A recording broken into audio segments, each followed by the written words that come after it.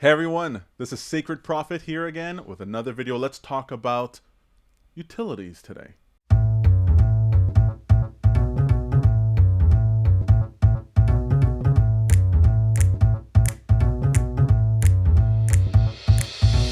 We're talking about utilities today. There's a lot of talk in the blogosphere, blogosphere, that sounds very 90s 1990s, yeah, in the internetosphere, right, of interwebs.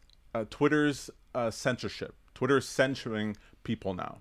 Started with President Trump. I mean, it started before that, but the conversation started with President Trump, and now it's bleeding out to all kinds of different platforms. Now, the argument we've been hearing is this idea that Twitter is so ubiquitous that it should be considered a utility. That you shouldn't be banned from a platform like this because it's the town square, right? It's the place where we all speak, and they don't ban the telephone, and they can't ban you from standing on the street speaking, so they shouldn't be able to ban you from this platform. It sounds coherent, right? It sounds coherent that you shouldn't be censored on this platform. And then the argument for censorship, right, is that if you're going to be inciting any type of violence, if you're going to be, engaged in what could be called criminal activity, that you should be censored for the good of the average person. That also sounds good, right? This also sounds good, but there's a problem with both things, right? Well, is this a free platform? Is this a utility that can be used by anyone? If so, how can you ban anyone from using it? And if you are, you should be able to ban people and censor people on it. Well, then it's not a public utility; it's a private thing, right? If it's a private thing, then that's a whole different kit and caboodle there, right? Because you can say, yeah, if someone's inside your home, someone's inside your business, you can decide to deny them service and all that sort of thing. But then private businesses can't just deny services to just anybody, right? Speaking as a black man, right? There are tons of people who would want to not serve a black person, but should that be allowed, right? Is it freedom to allow them to do whatever they want? These are interesting questions. So the reason I bring this up is that in my value, transparency, reputation model, utility comes into play in the value category, right? Value for a business is what is the problem that this business is solving, right? What is the problem that they're solving?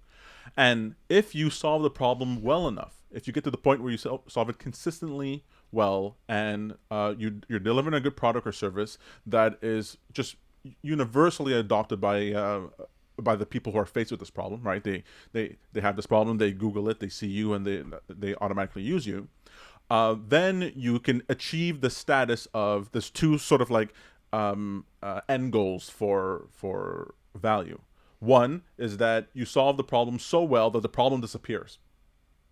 And secondly, you can solve the problem so well, but the problem is eternal, so you become a utility. So you can imagine the electric company or the phone company, right? These are all sorts of natural gas, anything like these. These are utilities that are provided just to everybody. And the companies that run them, that manage them, are private companies, right? These are private companies that are there that are actually making they're a nonprofit, but in a nonprofit, you're able to make a certain amount of what's called reasonable amount of money. Fine, whatever. We don't know who that is, but the lights are staying on, so that's perfectly fine. And so having your business, having your product or service reach a point where it can be considered a utility is really the dream, right? Red, do you know any sort of holes in my logic over here? The idea that a company can either solve the problem that they're targeting to the point where the problem no longer exists, or that the company is becomes a utility, that it becomes like the thing everyone uses. I think those are the two ways to win the entrepreneurial game. Yeah, you're there. Now, the problem I have is that maybe I'm using the word utility, and utility shouldn't be the word I use, because a public utility has certain characteristics. A public utility is something. There's like two main characteristics to a public utility. One, it's It's shared usage, shared consumption. Okay. Anybody can use it. So if you're thinking about a national park, if you're thinking about electricity, if you're thinking about the phone, anyone can use this. Your own ability to use it is not diminished with anyone else using it. There's not a supply constraint or anything like that. And secondly, it's non-exclusionary. A public utility It's public. it's for everybody, whether you're a criminal, whether you can use the streets, you can use electricity, you can use the phone. You cannot deny any of these things from anybody, if regardless of their political leanings or their ideology. And so, if we say that Twitter is a utility, if that's what they're saying, that Twitter is a utility, then it has to be used by everybody. But here's some of the questions I have. So, this utility, Twitter specifically, let's lump in all the social media. But are you talking private or public utility? Private utilities? A private utility is just a public utility that extends onto private property. Okay. So it just goes a little bit further, but it still follows. Utilities sort of have like they have a monopoly, usually a monopoly on a particular industry, or they have special rights given to them by the government. First right of refusal, different tax rates, all kinds of different things, different type of benchmarks they have to meet, but they have higher standards in like. They have to achieve a certain level of equality. They have commissions or oversight committees that review them, like the FCC, Okay. that regulates what can be said on the airwaves and how the airwaves are used. So there's commissions involved. So there's pros and cons.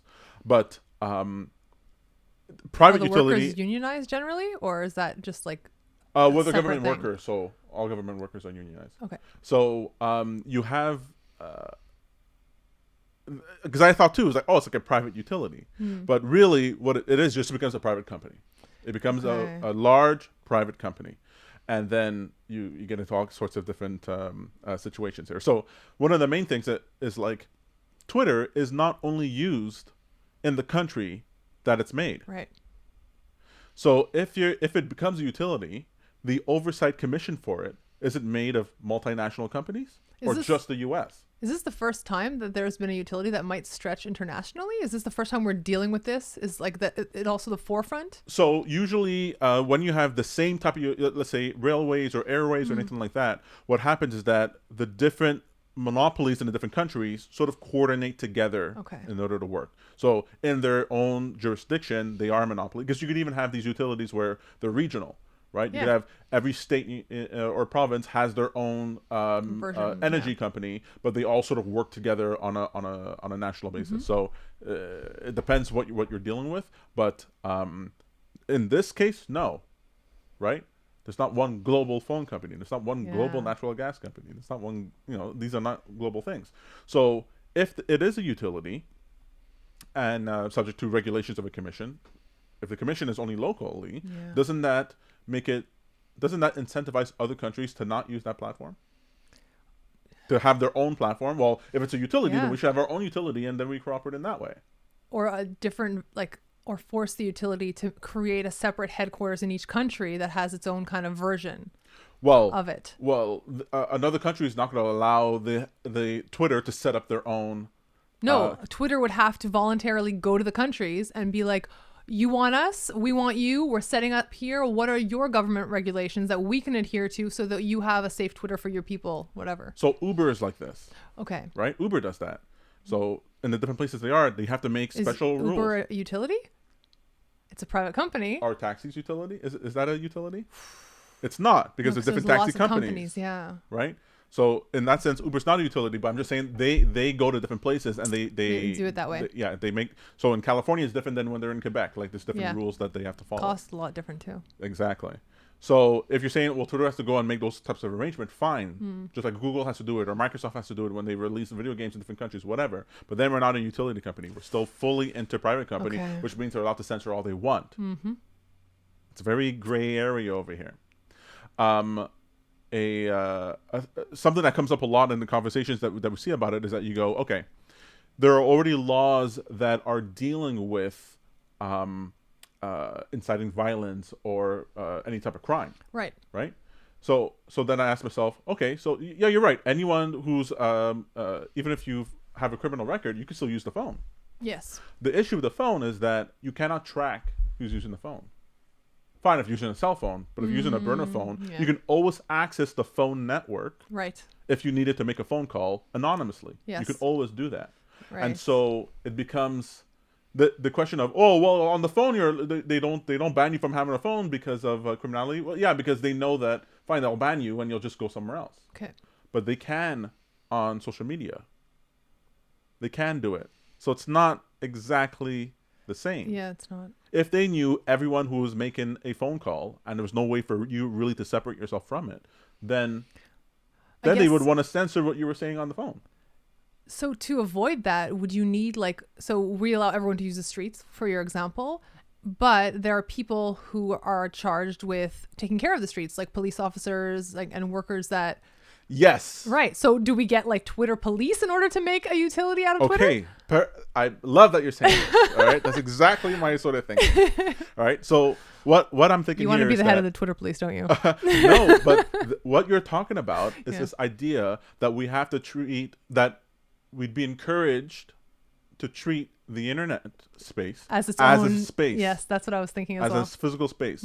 And so you're not policing the content on any given thing No. or the companies that are there in this context. It's the traffic in between. And then we'd have to have somebody would that be country specific or would it be the internet in general? they- Because how do you decide? Like, is it the country you're in that you follow the rules or the country who owns whatever platform you're using? So the lines, like there are no country lines drawn on the internet. I mean, in some Exactly. ways there are. Like for example, in North Korea and in China, yeah, no, they have their own space, right? They're not using the same things that we are. So in that sense, yeah, countries could limit space, but I would imagine that the free and noble Western countries are going to do that. More like have entities online that are government issued and regulated Right. that have the purpose of going just like they do for illegal types of pornography or Right. I mean they have like crime divisions online, Yes. fraud, embezzlement, all that sort of thing. So looking for crime and Exactly. organizing crime. yeah, and so they have black branches that markety, deal specifically dark web stuff. Exactly. So they have branches that deal specifically with the online space, and it's because we don't think of the online space as a physical three-dimensional space Yeah, that we run into all these problems about censorship and stuff like that. it's like the Wild West out there. Yeah. So as far as I'm concerned, I don't care if Twitter. Now I don't care if Twitter censors people or not. Really? Yeah. But that's really against a lot of what I know about What you. I want Yeah. is for more competition to come into the space. If Okay. Twitter starts to censor, that means that Twitter is violating their own the expectations of their users or some of their users. Transparency. Exactly, transparency, like we just saw with the Robinhood app. In which case, that increases the likelihood that a competitor will come on the space. Right. And you like that because of it's like free market and may the best win? Is that sort of the mentality you have? Incentivizes new people to come in, and if what made Twitter so successful is that they were first and they did it right, they were free. Then they'll stay. Yeah. Then they'll stay. And if they don't do that, then someone else will come into the space. And it'll be better. Yeah. Like the Twitter wasn't there all the time, right? I think something else will come. Healthy competition in that sense is best for everyone involved. I Yeah. mean, maybe except for Twitter. Which means let them censor. If they don't want to listen to half their base that says we don't want censorship, let them censor, and then something else will come. And that new thing has a higher chance of succeeding than they did before they censored. I find it very interesting that you're using a free market capitalist reason for censorship, which seems to be so Exactly. different than what we normally associate Well, with. this is how we treat products, right? Right. If you had a product and that product was like, we don't like black people. Well, right? don't go to Then the you don't product. buy the product. Yeah. Or they support things that you don't appreciate. I mean, Fine. I think did Ivanka Trump's her whole company didn't that do really really poorly Exactly. after the presidency? Exactly. And people talk about Twitter like it's a utility, but it really isn't. It's just that they're too complacent with it. Okay. You can email, you can text message, you have different ways of electronically contacting other people. Email is far more popular than Twitter. I Okay. mean, it's not glamorous. There's no centralized thing, but that's what you want from a utility. right? Email is far more a utility than Yes, than Twitter is. I agree. Like, the internet is far more of a utility. Has more of a case for utility than Twitter is. And I find like if it really was a utility, it would stay the same and kind of not change the way we see like phone companies and even like the internet Yes. itself and an email. Like that doesn't change. Absolutely right. So utilities don't generally have research and development Right. departments that iterate the product over time. Mm-hmm. That's for private enterprise to do, because you're risking things, you're risking capital in order to do that. And can you have a utility IPO'd? Is that like a thing? No, utilities are generally privately owned, Right. but the amount of money they're allowed to make because they're a nonprofit is regulated. Okay. The other thing is that Twitter's free. That's a good point. So because Wow. Twitter's free, it means someone else is paying their bills, and these someone else are advertisers. Yes. Right? So if we make them a utility, then they get basically a monopoly on that type of communication online, which means They can- you're giving them millions and millions, even billions of people to participate, to be subjected to these ads. If they were utility, fine, you could be utility, then you gotta Take get off rid of your your ads. I mean, and the fact that they choose who's advertising with them means that they have the potential for bias and not for they're already censoring just based on who they allow to buy their ads, Well- if they have criteria for that. Well, even regardless of what the criteria they have, their bias is against the user base. Because ads are trying to get people to do something they Away wouldn't from Twitter, otherwise do. yeah. Right? And away from Twitter, they're trying to if you click on the ad, you're out of No, there. I mean to say is that ads are designed specifically to influence you. Right. Like, if you were gonna do this thing anyway, people don't spend a lot of ads on that. They spend ads on things you're not likely to do without the ad push. That makes sense. And so, regardless of whatever ideology that they have, just by virtue of having, imagine you're on the phone and every 7 minutes it interrupted with an ad. No. You'd be like, no, this is unacceptable. Well, another reason why it's not a utility. That's right. But Twitter has that all the time. Yes. What if you're on your phone, sometimes someone's call doesn't come through because it's routing so that you get certain calls from certain people and certain calls and No, not calls from then others. it's not a utility, Then it's not a yeah. utility. So it doesn't. It's not anywhere in the camp. And the conversation that it is a utility is sort of misguided. I think it comes from complacency. I think you're right about that. I think it's I think it can't be considered a utility. I had no idea. Yeah, I really like that idea. And so Censor away. and so censor away. All right, so that's it for me for today. If I change my opinion on Twitter or utilities in my VTR model, I'll let you know. A big thank you to my lovely wife, Melissa Hartman. And I'll see you guys later on. Ciao.